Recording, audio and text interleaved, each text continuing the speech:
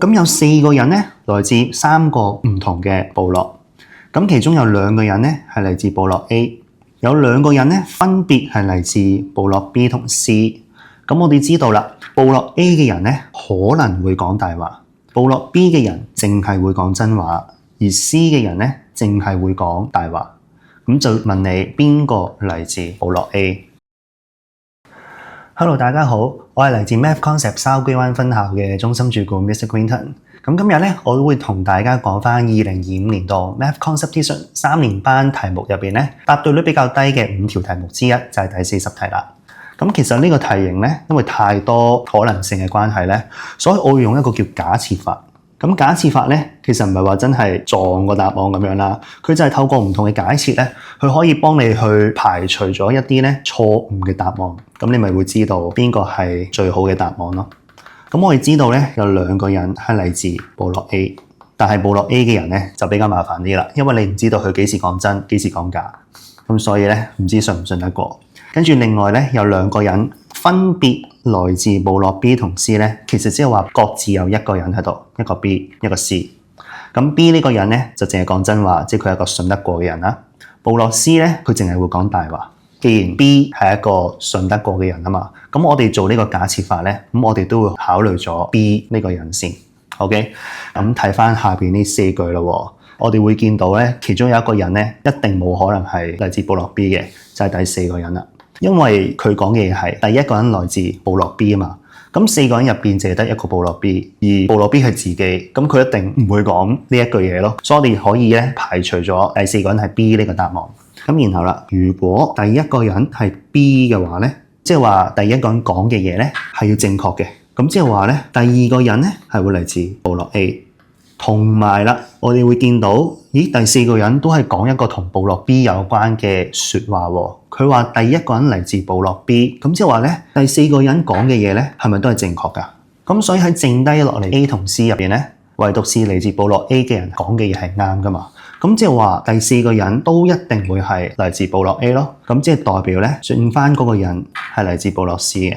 咁我哋又睇翻第3個人講咩咯喎？咁佢就話啦。第4個人係嚟自部落 A 嘅，咦？呢句嘢同我哋頭先嘅假設係啱嘅喎，因為我哋頭先已經講咗第一個人係部落 B 咧，第2同第4係 A 嘛，咁變咗，咦？第3個人講嘅嘢都係啱咗咯，咁啊有問題啦，嚟自部落 C 嘅人係唔會講真話噶嘛，咁即係代表一開始我哋嘅假設咧原來係錯嘅，咁我哋今次試下，假設第2個人係部落 B 嘅話咧，第2個人講嘅嘢咧係啱嘅，第3個人會嚟自部落 C。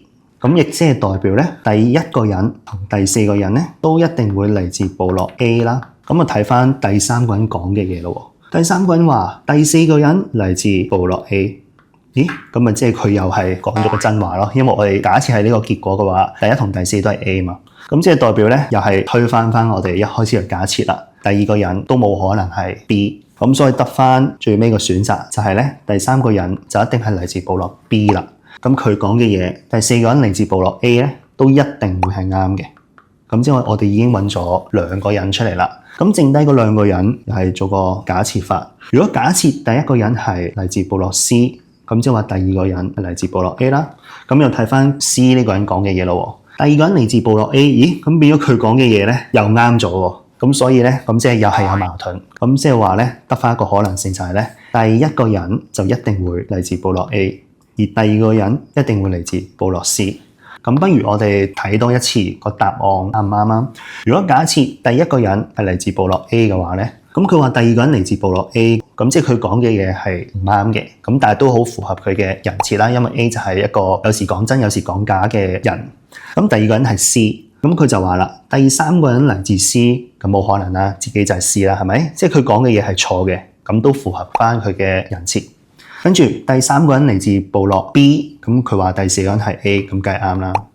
跟住最尾啦，第4個人話第1個人係嚟自部落 B， 咁第3個人係 B 啊嘛，咁即係變咗佢講嘅嘢係錯，咁但係因為佢係嚟自 A 嘅關係咧，所以是真是假都係佢嘅人設。咁所以咧，我哋就會得出個結論就係咧，嚟自部落 A 嘅人咧就會係第1個人同埋第4個人啦。如果大家有興趣想睇更多比賽奧數嘅題解咧，歡迎繼續留意我哋嘅 YouTube channel 啦。我哋下條片再見，拜拜。